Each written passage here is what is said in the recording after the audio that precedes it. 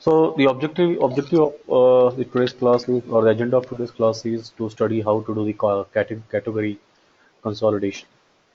So what is category? Category is a cluster, a qualitative cluster for a group of parts or group of products.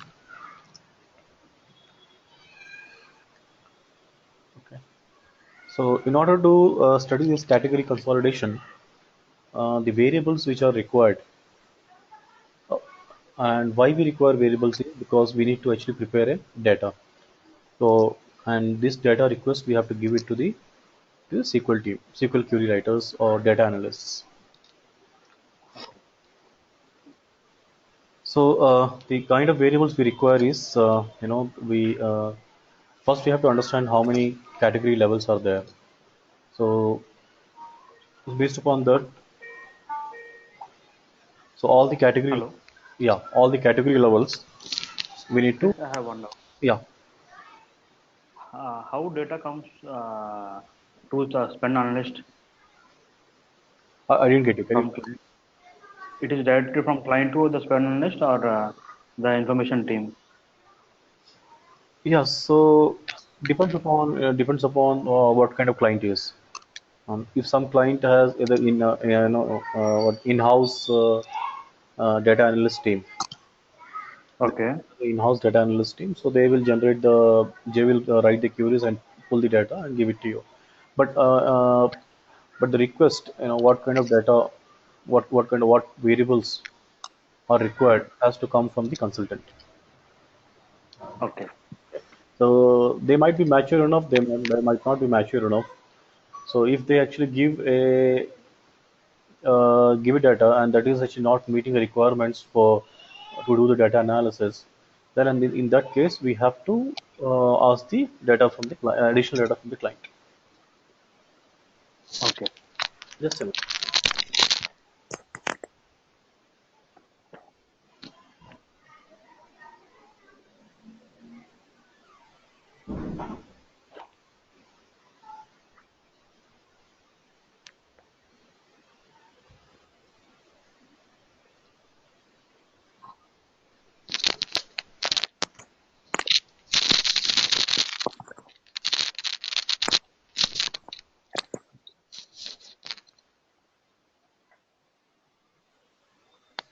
So in case if the client doesn't have a in-house data analyst or in-house, in that case we have to hire our team or our member to do the work.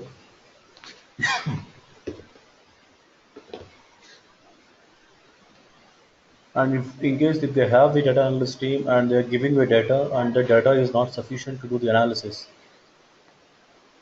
then we may have to ask the additional variables.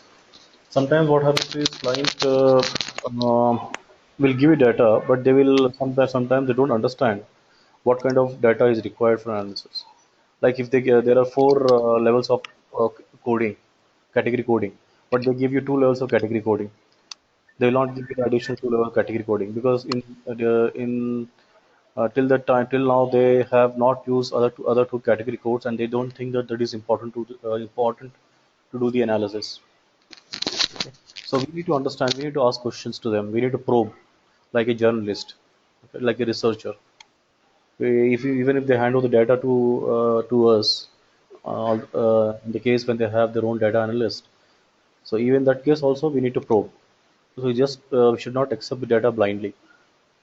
So in my experience, I've seen cases where whenever I have accepted the data blindly, the analysis has gone wrong. The analysis was not as per the client expectation. So when I understood the reasons behind those gaps, then I understood that the data analyst team of the clients have not given me the full data or the required data. So we need to probe. That's our job. We need to probe, keep on probing. Okay. So as a researcher, as a consultant, we need to probe. We need to learn the art of probing. Okay.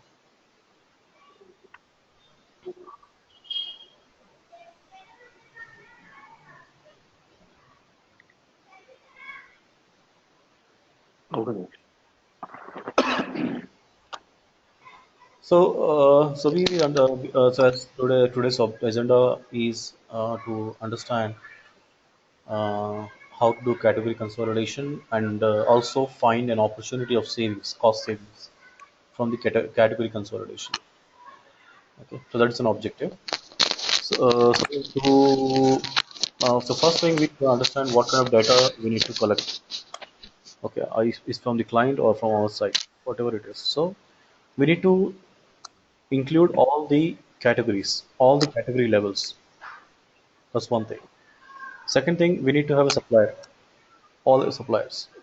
Third thing, we need to have the consolidated supplier list. Means like we have and the sister concerns and the parent company, they have to be clubbed together. That has to be done first. We need to have the material descriptions. So here, if you look at here, I have category code, then category name, main category code, main category name, subcategory code, subcategory name. Okay. Then comes the product code, then comes the product name.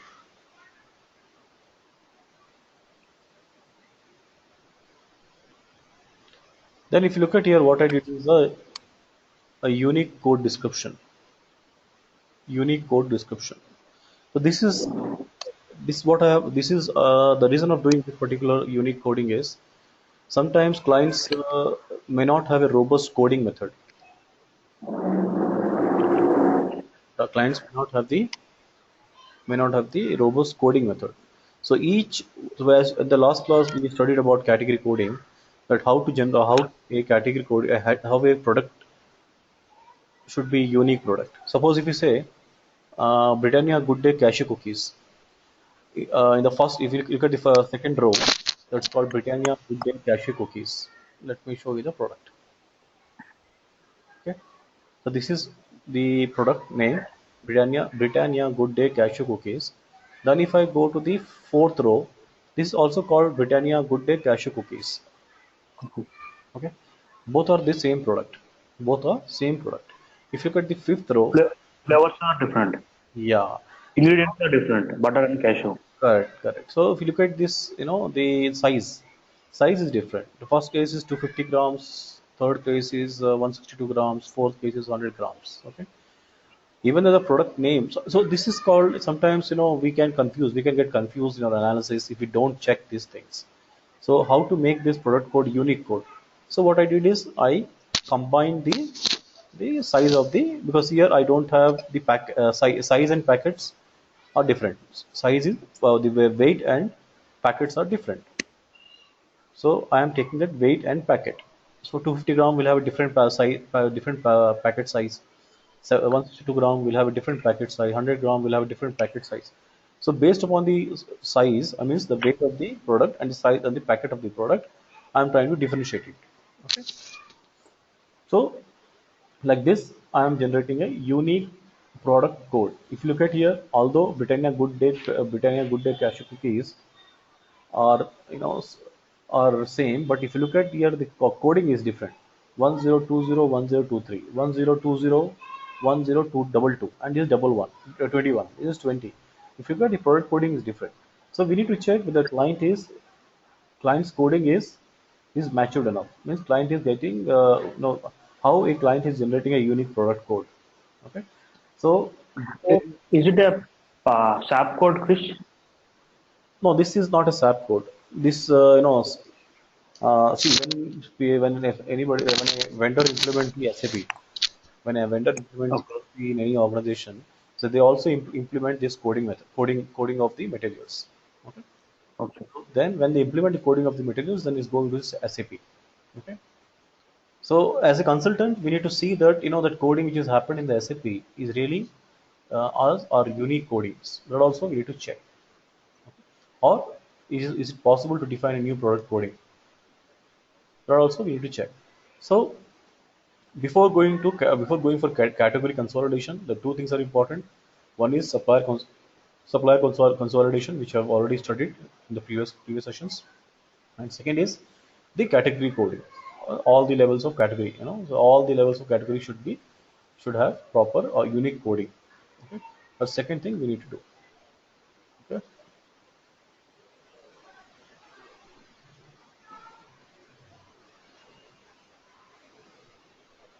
then we need to include the unit of measure. What is the unit of measure? It is also important. What is the MRP? MRP of the product.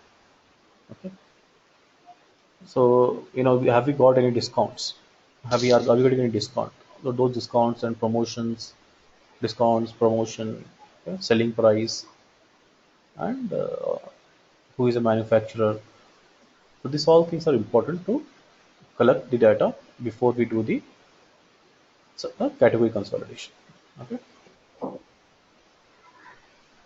So nowadays the trend is that in category coding or the category management, most of the IT providers, they're also creating a pictures of the materials. Okay. So when somebody goes to category management or category module, so they will see not only products but also they can see the pictures of the products. That is also a new trend in the category management. So let's go and apply the pivot table. We'll go to insert, we go to pivot table, and we click we have already gone through this entire processes.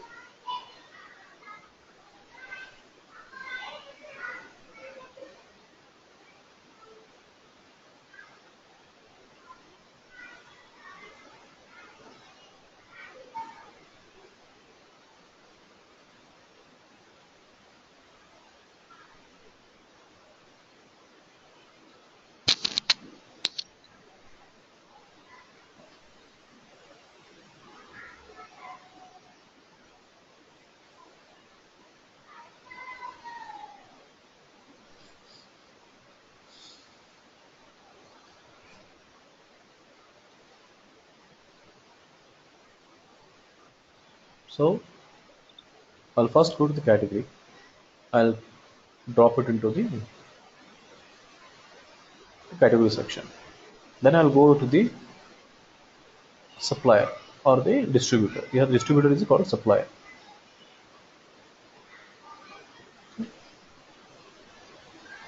Then I will go into the MRP. I'll also go to the order quantity here. Then I'll go to the MRP.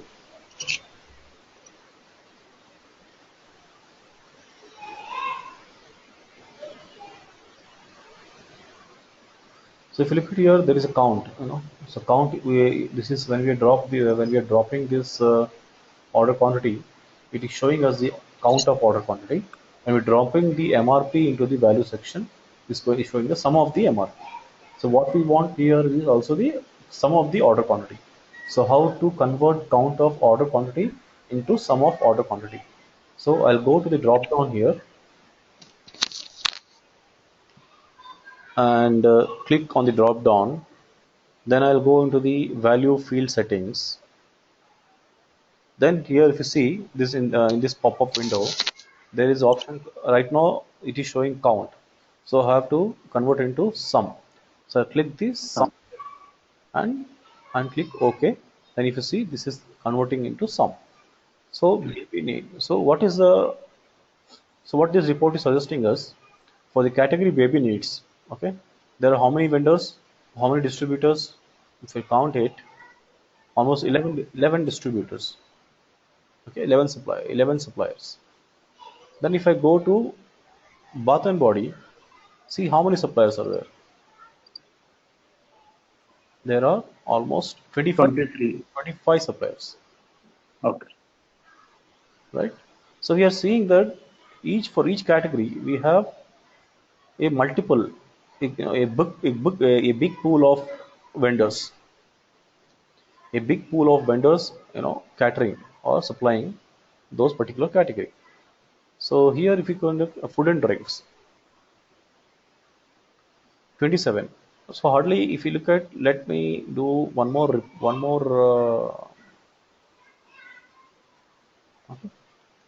report. I'll go here and click this insert. I click the pivot table and I click OK. I'll go analyze. I'll choose PM options. I'll choose the display. Then I choose classic pivot table layout. Then I click OK. Then I go and see for the category. Okay, I'll drop into row field. Then I'll drop this into supplier distributor. I'll go and put into okay count.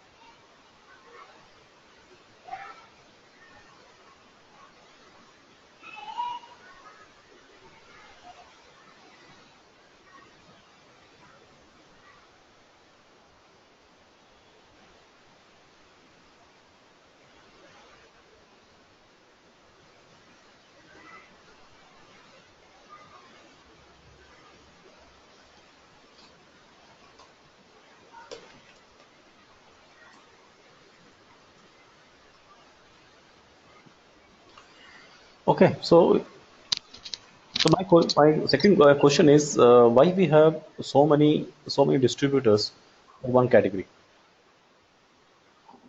Okay, so let's look at here. What is the total order value which is going to baby needs? Or let me take this into here and we'll dump this data into, let me say, design. I'll say report. I go to report layout. I'll say report here and also remove the grand totals or of for rows and columns. Noise, no subtotals. I'm going to remove subtotals also. Okay, and data is prepared. So we'll copy this data and paste into a different sheet.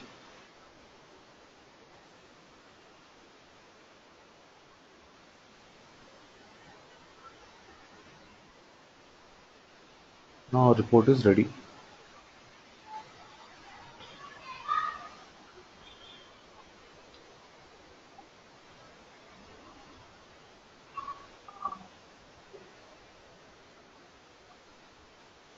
I'll put the filter.